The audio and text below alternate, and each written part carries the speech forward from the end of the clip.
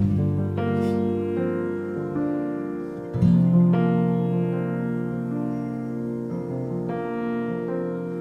mga seswang! Welcome back to my YouTube channel. So ayan, kamusta kayo mga ses? So ayan ngayon, ayan medyo maaraw-araw and ayan ngayon ay sinusubukan naming magbalik ayan sa dati, ayan yung dating sigla and unti-untiin natin na ayan bumalik tayo sa dating natin, sigla natin.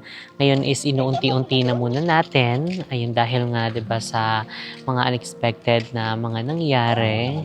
And ngayon din mga seswang, ayan kung napapansin nyo, ayan, hindi pa yan yung bahay. So dito lang tayo nag-intro. Ayan, dahil alam ko marami ding mga naghahanap sa inyo na update ayan sa aming bahay. Ayan, hindi lang namin siya na-update gawa nga ng mga hindi ina-expect na mangyari. Ayan, na-hospital tayo. Ayan, naanuhan tayo ng CKD stage 3. And ngayon is ginagawa natin na maging normal lang ang buhay. Ayan, na walang iniisip na ganong sakit. Pero tuloy-tuloy pa rin naman tayo sa gamutan. Tuloy-tuloy pa rin tayo sa mga change lifestyle. Ayan ang pagbabago. Ayan dahil nga, 'di ba, hindi na tayo yung dati. Yung pwedeng pumunta or pwedeng gawin yung mga ganitong bagay, pwedeng kumain anytime na mga kung ano-anong food. Ngayon is mas nagiging aware na kami kung ano yung mga ipapasok namin sa tiyan, yung mga pwede sa amin, yung mga healthy. And ayun, para mas mabuhay pa tayo ng matagal. And syempre, ay nag-aano din naman kami. Morning exercise din kami. And dahil hindi na namin na-vlog, and bumili si Munang treadmill. So, nandoon sa namin ngayon sa kwarto. And pang ilang araw na natin. Ayan, pang 3 days na po namin nagagamit yon. Ayan, tuwing umaga. Tapos kapag hapon, yun din yung ginagawa namin kapag wala kaming time. Kasi nga gusto namin na kahit paano is maging active yung katawan. Hindi yung lagi lang nakaupo, hindi lang laging nakahiga. Kasi mas nangihina kami pag ganun. So, ayun nga, mas ginagawang active. And syempre, always na mag-pray, magpasalamat kay Lord sa lahat ng blessings. And sa mga magagandang bagay and syempre sa panibagong lakas ng pangangatawan and syempre healthiness ng bawat parte ng aming pamilya. And syempre sa inyong mga seswang, always kaming nagpapasalamat sa walang sawang pagsuporta sa amin, always na pagpe-pray. And thank you so much sa inyo. So, ayan ngayon mga ses, ayan actually emotional pa din and nagugulat pa din sa mga nangyari dahil ang bilis. Pero wala tayong choice kundi magpatuloy. Ayan, hindi magiging madali pero pipilitin nating bumangon, bumalik sa dating sigla natin, bumalik sa mga dating gawain. Pero hindi na yung mga hindi nakakatulong sa ating healthy or sa pangangatawan natin. Pero ngayon nga mga seswang is magbibigay kami ng update dito sa aming bahay. Ayan, dahil medyo matagal, sobrang tagal na namin hindi nakapagbigay ng update. Dahil sobrang na-stress din kami, nadagdag to actually sa stress namin. Ay nakala namin hindi kami mai-stress, gawa nga na kumuha na kami ng contractor, pero ganun pa rin pala talaga. Pero anyway, ayan tara na at mag-update. Ayan mga seswang, I'm so happy and excited na i-share sa inyo ang update dito sa ating bahay. So, eto na mga seswang, ayan na. So, tignan nyo naman ang exterior natin dito sa side na ito. Medyo maganda-ganda na. Nakikita na natin yung mismong itsura ng magiging bahay natin soon. 'Di ba? So, meron na rin tayong parking dito. Ayan ang ating exterior. Ay, nakikita nyo na nalagyan na rin siya ng pintura and everything. And dito naman sa side na ito is nakalagay na din yung ibang mga wiring. So, actually, itatago yan siya kasi may ilalagay dyan na something sa bakal na yan. And eto din, may bakod na din mga ses. Mapapansin nyo, ayan na ang bakod. So, medyo mataas na rin siya mga ses.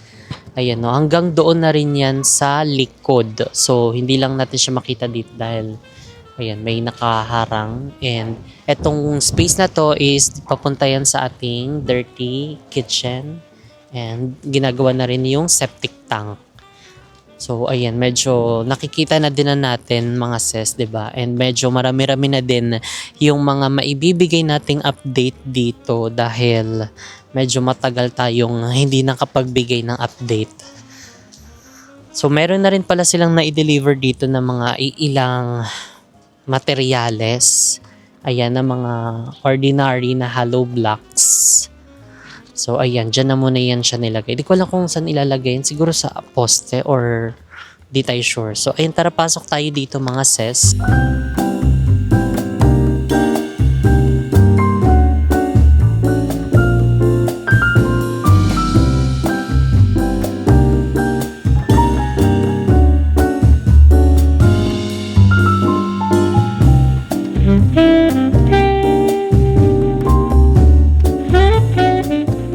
And ito lang gusto din namin ipakita sa inyo. Kung napapansin nyo na nabaklas siya, actually binaklas nila. Kasi tapos na to nabuhusan na, nalagyan na ng bakal, natayuan na, pero mali daw. Gusto mo yun? Kaya ang ginawa nila, tinibag ulit nila at tinanggalan ng mga buhos. And syempre, pinutol yung bakal. Ayun, dahil mali.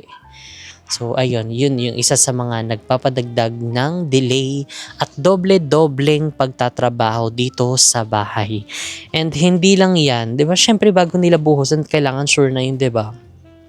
Pero, hindi nga natin alam kung paano nangyari yon. Pero, ayan, ano na naman nila, naibinbin na naman nila yan dyan.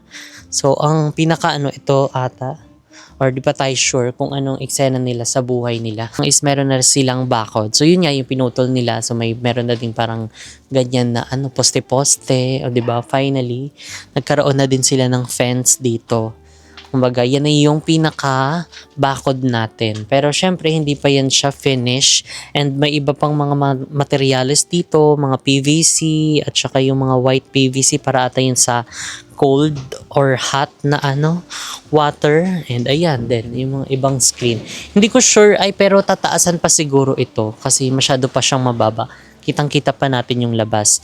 And dito, meron na rin inuumpisahan na paghuhukay. Ayun, actually parang kailan lang nag-start? Kapon.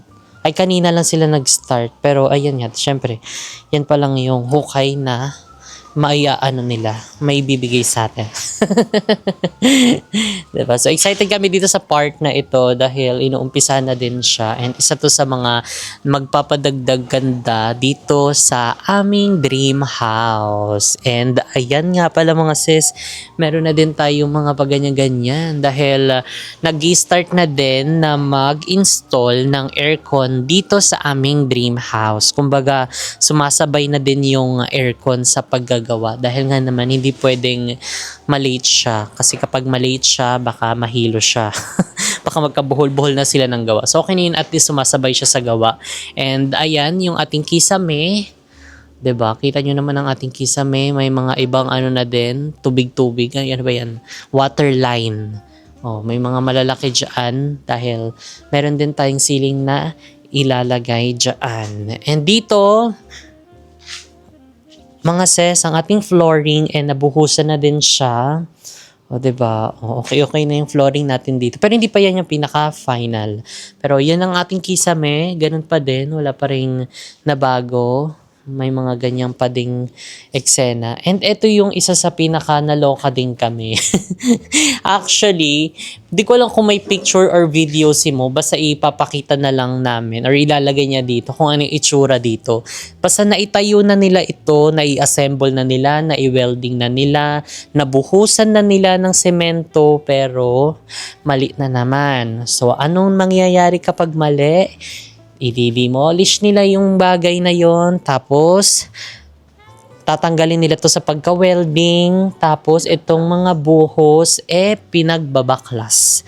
So syempre magdadagdag na naman yon sa tagal ng gawa dito sa bahay. So hindi ko lang alam kung bakit may mga ganong nangyayari. Alam mo yun, sabi pa sa amin na Buti daw maaga nakita. Buti maaga nakita. Di ko alam kung magpapasalamat ba kami dahil maaga siya nakita or binaklas siya. Kasi dagdag din ng yun, gawa. So sabi, hindi daw mali. Ia-adjust lang daw. Binaklas nga Paano hindi mali yan? 'Di ba? So ibig sabihin, mali talaga siya. Kasi kung hindi siya mali at ia-adjust lang, edi sana hindi ito nabaklas. Kasi naka-welding na rin to So 'di ba, nakakaloka talaga siya mga sis. Hindi ko alam kung nag-uusap ba ng maayos yung foreman at yung architect ng bahay namin or meron silang sari-sariling desisyon tapos kapag natayo na sisitahin. Hindi ko alam, parang wala silang good communication. Pati nga doon, 'di ba, yung namin doon, yung mismong bakod namin tapos pinabaklas dahil nga mali. So ano pang mga maling magagawa dito? Alin pa yung mga late na hindi na makita at hindi na kinorek dahil hindi na nakita ng maaga. 'Di ba? Anyway, ayan, hayaan na natin sila. Pero nakakapanghinayang lang dahil may mga footing na Ayan may mga semento na yan. Pinagbabaklas lang nila kanina. Pero hayaan na natin sila. 'Di ba? Sila na yan dyan, buhol-buhol. Hindi ko alam kung dapat babantayan ng architect para walang mga mali na ganyan. Pero, ayan, anyway, dito is meron na ding flooring. Ayan, nabuhusan na din dito. Actually, lahat ng, ito lang pala. Mismong loob ng bahay is meron ng buhos. May mga flooring na siya, may mga semento. And, andito na din yung ibang mga tiles na gagamitin. Syempre, sa flooring. Ayan, mga tiles. Tapos yung ibang mga semento, mga grout. Ayan, nandito na rin yan sa loob. Tapos, ito din. Parang, tiles din siya. Di ko alam kung para sa hagdan ba yan. Ay, hindi. Oo, mahaba siya Oo nga. Mga parang pa-wood na na tiles. Andito na din, na i-deliver na din. And yung kisame, wala pa ding nangyayari sa kisame. Ganun pa din yung eksena.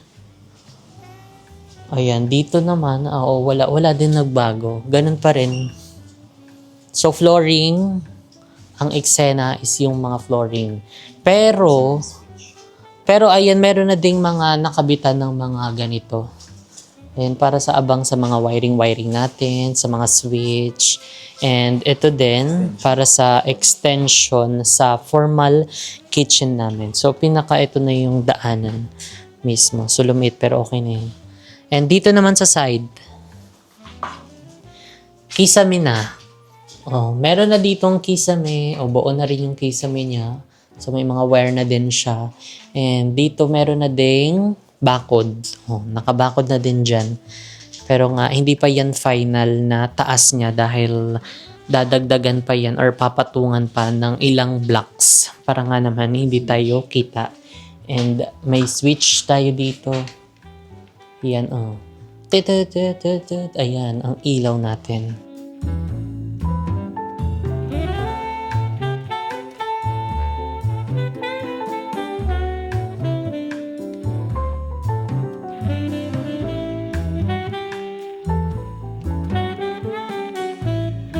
And dito naman sa side mga seswang is naumpisa na din nila yung septic tank. So yan na yung pinaka-septic tank ng buong bahay. So gagawa pa din sila ng isa pang septic tank doon sa kabilang side kasi sabi is dalawa daw yung magiging septic tank ng buong bahay. So doon ata yung sa kabilang side. So akyat na tayo. Dito naman is parang uumpisahan na din nila yung kisame. Kasi ito pa lang nalalagay nila. Pero, ayan pa din. Wala namang masyadong update dyan. So, akit tayo mga sis. Pero, tara na. So, ayan, nandito na tayo sa second floor. So, kung mapapansin nyo, yung wallings nitong side na ito, nakinis na rin nila. And nakaabang na din dun yung bracket ng aircon. Diyan na ilalagay. So, ayan, mayroon na din siyang pintura. And dito naman is yung kisame, naka-close na din siya. May part lang na bukas dahil siguro mayroon pa silang ilalagay or what.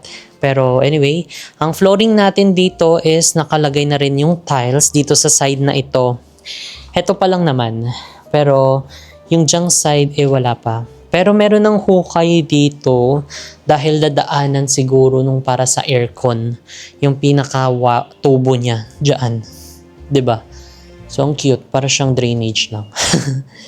And dito naman, dito is meron na din siyang kisame. Actually, cove light. 'Di ba? Kung mapapansin nyo, cove light. Oh, ayan. Na-close na din siya. And yung mga wallings, color white na din. Malinis na. And maaliwalas. And meron na ding bracket na nakaabang dito para sa ating aircon unit. At yung CR, meron na din. At saka may mga electrical wiring na din siya. May mga switches. At na-close na din. Pero syempre hindi pa nila na fully close dahil siguro meron pa silang kulang na ilalagay. Pero ayan, dito sa taas is medyo marami tayong update na maibibigay. And dumako na tayo dito sa kabila. Dito is meron na ding tiles. Oh, 'di ba? Ang cute ng tiles natin. Sana walang basag at walang ampaw dito. Pero kapag naano na to, kakatukin namin to. Tingnan natin kung may ampaw. Yung CR ay dito nakapaglinya na din sila. Ayan o. Kasi parang ilulubog nila yan eh. O diba? Tapos closed na. Wala na, closed na. Wala, paano yung ilaw niyan? Walang wiring. Oo nga, closed na yung bubong dito sa CR. Nandito naman sa kabilang room, malinis na din. Meron na ding kisame. Nalagyan na din ng mga pintura. At lumabas na rin yung interior. At yung bracket, syempre, para sa ating aircon. 'Di ba? So, parang itong kwarto na yan is medyo, pa-finish na, 'di ba? Kasi yan daw yung inuna.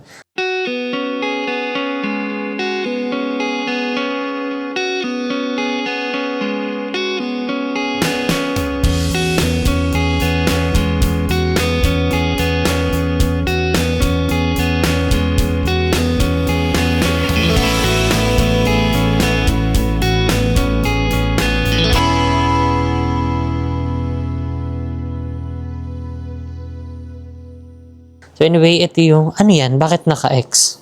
Yun yung papalitan. Change tiles. Okay, merong papalitan na tiles. Oo nga, kasi may basag. May basag siya. OMG. Pero, ayan, meron ng tiles dito. And ditong side is wala pa. Parang nalagyan lang nila ng tiles yung mga pwedeng maging pathway muna. Nandito sa labas. Hello, daming mga damyo. Before wala pa tong tiles nung last visit natin. Pero ngayon is halos paano na din siya. Patapos na din yung second floor.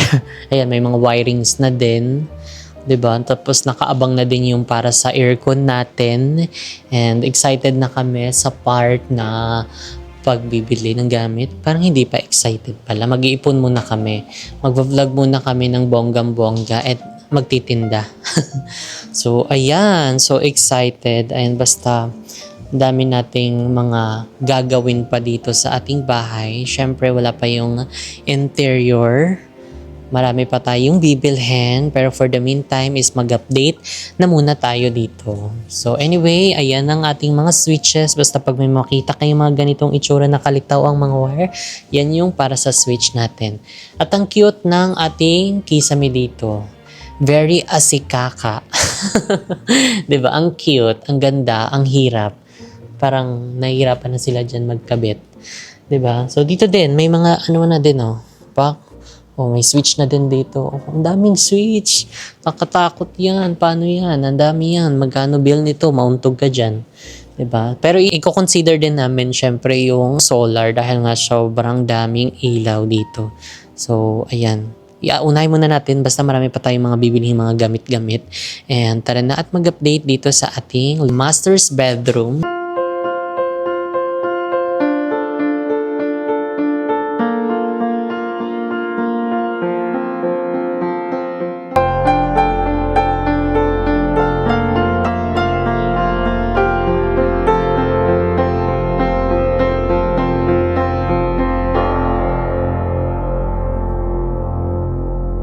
tara na at mag-update dito sa ating master's bedroom. So, ayan na dito ang mga wiring na naman for the switch ng mismong kwarto na ito.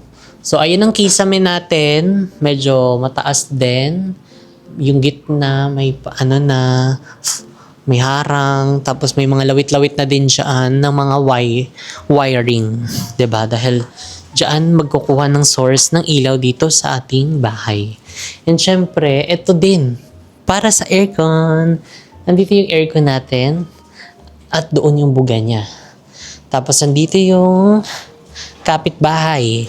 Matatapos na po sila, partida. Nauna pa tayo. Pati yung kabila doon, matatapos na sila.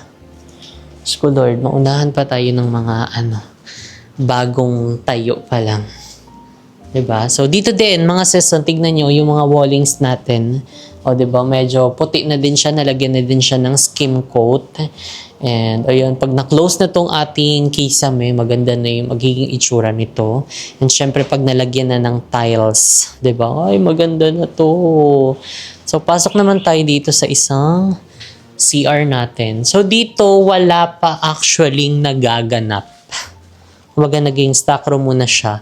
Kasi, ibang part pa ng bahay yung inuumpisahan. So, dito pala mga seswang is hindi pala siya pipinturahan. Hindi siya pipinturahan.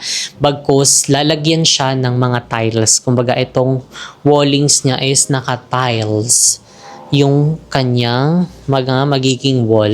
Pero, meron na din dito nakaabang na pang aircon natin. Siyempre, meron tayong ilalagay dyan. So, excited anong itsura nito kapag nalagyan na ng tiles. 'Di ba? Kasi hindi siya magiging katulad ng mga pinakita ko sa inyong wall na kulay puti. Dahil ito ay naka-tiles. 'Di ba? So, sana maging maganda yung itsura. And I'm so excited kapag medyo natapos na ito, nalagyan na ng mga tiles, okay na yung mga kisame, dahil yung sa baba is excited din kami dahil inuumpisahan na siya. 'Di ba? So, basta ang dami naming nilook forward dito sa ating dream house. And basta, iaano-ano lang natin, aalalayan lang natin na paunti-unti. Hindi natin masyado ingangarag ang ating sarili na magbigay ng update. Dahil nga naman, kapag inaraw-araw natin, wala tayong maibibigay na update.